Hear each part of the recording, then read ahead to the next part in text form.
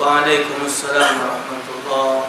Apakah diwajibkan dalam praktek ibadat salat merapatkan kaki dan bahu sehingga dapat mengganggu khusyuknya dalam melaksanakan ibadat salat? Dan penjelasan dalam mazhab Syafi'i ini sunnah. Jadi sunnah di kaki dirapatkan supaya barisannya rapat. Ya, disunnahkan. Tapi kalau kira-kira terlalu rapat bikin kita tidak ada tenang solat. Empit-empitan Allah. Lalu pula ke. Ya, ini kayak nak ngapetkan kakinya. Istri tidak ibadat, istri kawinnya maksiat, cinta dengan dunia, bermegah-megahan. Di mana jalannya nak sampai surga? Sholat beda, mandi wajib males. Ada betina anak mandi wajib, ada yang larang anak mandi wajib. Habis berhubungan kecewa baik, habis head kecewa baik. Mana yang model macam ini? Nak sejalannya tu ya bukan itu hal yang gampang, sulit. Nah, jadi kalau dalam sedang mengucapkan talak tiga, wassalam. Seminggu kemarin saya batuk dan mengeluarkan darah. Itu sering terjadi ketika saya salat berjemaah di masjid. Setelah dicek dokter ternyata saya terkena TBC. Jadi saya bingung Ustaz. Nanti ini ingin berjemaah di masjid, tapi saya takut nanti menular ke jemaah yang lain. Bagaimana harus saya lakukan Ustaz? Ini namanya ada uzur. Yang dikompeti kuat, ini sehat. Sama dengan ngomongnya, Ustaz, apalah hukumnya kita ke sholat sah? Ada tato, dia tobat sholat sah. Yang jadi masalah ketika tato tidak sholat. Tato tidak kata sholat tidak. Ada tato, dia tobat sudah. Kemarin ada orang tatoan sholat di depan kami. Wih, tato kalau Ustaz leher ini bulu, tangannya bau dengan sholat di belakang imam pun. Jadi awak tidak ke masjid ini karena sakit TBC tadi. Takut darurat.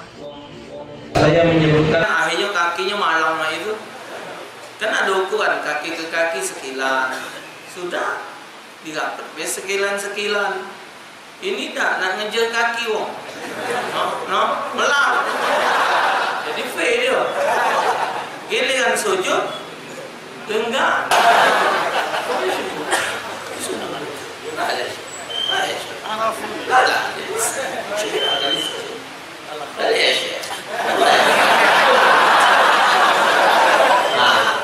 Assalamualaikum. Ini kakak Sanadi.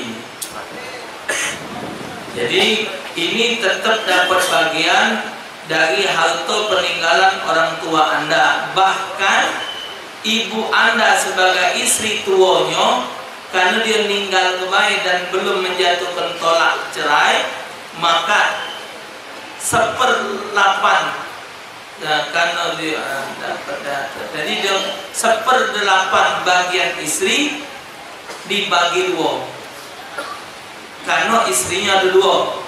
Jadi istri yang tua karena ditinggal baik belum diciri dapat harta.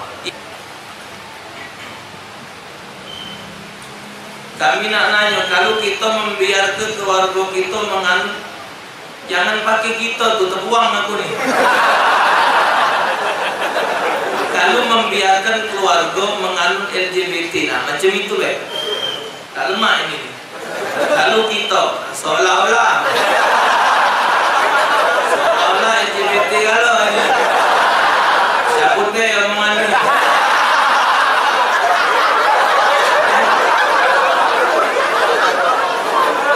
Membiarkan keluarga menganut LGBT hanya karena menganggap ke harta dia baik dan tidak ingat ke dia ke jalan fitrahnya. Dia ni nak jadi lanang, batitino dan tinggal serumah dengan betino juga, dan sholatnya cak sholat lanang padahal dia betino. Tidak bisa. Jadi harus diingatkan wala ta'awanu 'alal ismi wal 'udwan. Jadi kalau kita mendiamkan maksiat, itu sama baik kita bermaksiat. Jadi kita ingat ke kesalahan dia, biar macam mana juga tetap salah. Tambah lagi awak betino nak sholat model anak, tak kesalah.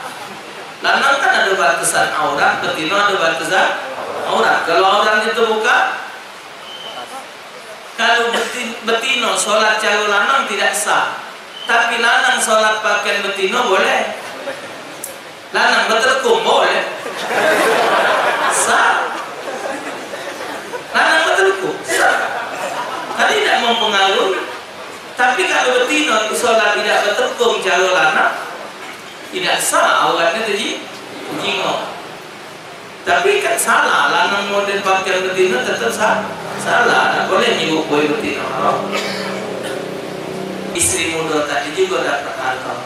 Anak tetap sebagai asobah kalau dia lanang, ya. Jadi jangan pula karena itu bukannya wajib disun. Apa hukumnya kalau kita menghayal tentang cita-cita? Boleh, menyenang hati.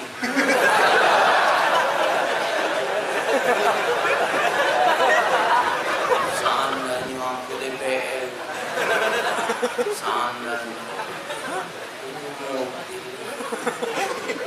mobil itu, boleh baiklah nyenang hati.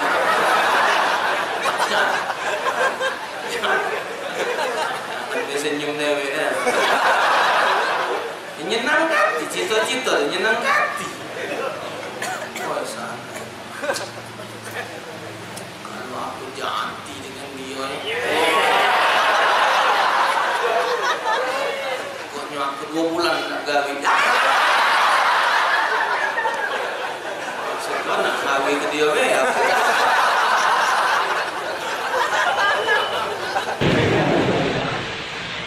Ustaz, amalan apa untuk supaya segera punya keturunan? Goyoi.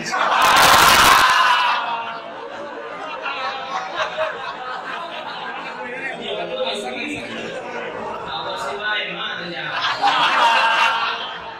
Kayak gini. Lagi boleh lah ya. Ini. Jadi lagi. Tadi itu juga boleh paham. Sambil ibadah umroh paling cepat 9 hari, paling cepat umroh. Paling cepat umroh itu sekarang mau berangkat 9 hari, paling cepat. Ini sehari baca 5 kali. Tidak 3 lah 3. Di sisa aja, di subuh, tambah di duha.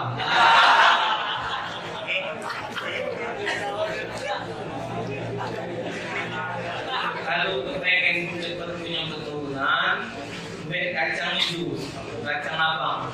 Setiap kacang itu baca sholawat. Jika kacang baca sholawat 10 kali. Sudah dibacakan, kumpulkan kali dibuat bubur, dimakan insyaallah taala. Allah kabulkan hajat. Amin. Ustaz, boleh tidak jika kita ingin sholat tahajud tapi bangunnya pakai alarm handphone boleh? Tidak jadi sholat. Aku misal kalian kita kubur kaki kita, kalau kita mesti ngangkung. Pokoknya aku biasa gitu bangun, boleh kalau.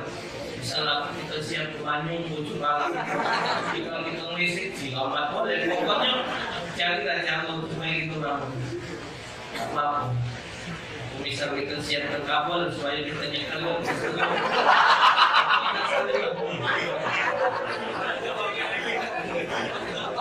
Bagaimana hukumnya sholat dengan imam yang tidak fasih baca-baca? Apa kita munfarid? Kalau bagaimana caranya? Ya munfarid ya. Tak niat imam tidak niat makmum. Kalau imam baca ini salah, tidak boleh dibelok. Kita nak ke pelaju, naik mobil kita berarti nyala ke siapa? Kita nak ke pelaju, naik mobil, nak nyala ke siapa? Nyala ke siapa? Kan tahu imam salah baca ini, ngapa dibelok? Biasa dibelok.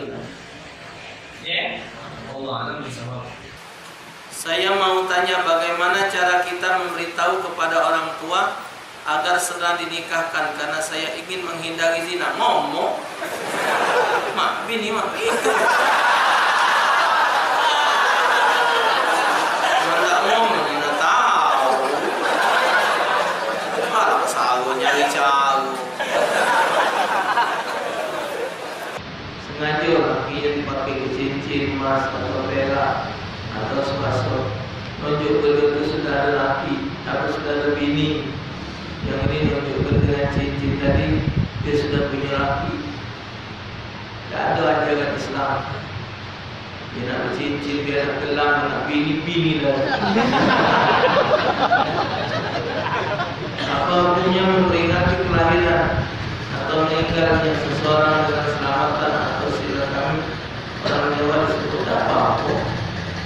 Ingat kelahiran, syukuran, ingat kematian, mendoakan mau mati, tak apa. Karena sebagian orang melarang kebiasaan kami. Inilah yang salahnya. Ya, kalau orang kawiwo, padahal orang tidak salah. Dalam sedekah orang meninggal kan intinya mendoakan dan melakukan sedekah itu benar. Irhamu mautakum walau bisyifir ma. Kasihani keluarga kamu dengan sedekah, walaupun sedekah dengan sedotan air minum. Ada dalil. Saya mau tanya, suami saya sudah menjadi guru honorer sekitar 10 tahun dan sudah mencukupi syarat untuk mengangkatan menjadi panas. Akan tetapi kapan masa pengangkatan itu belum diketahui. Dan sekarang ada yang menawarkan dengan bayar uang 70 juta. Nah ya agak tak boleh nyambung. Aku punya bapak sudah 5 tahun ninggalkan aku dan ibu aku. Dia pergi sama bini mudanya. Dia pergi itu tak bawa apa-apa. Punya cuma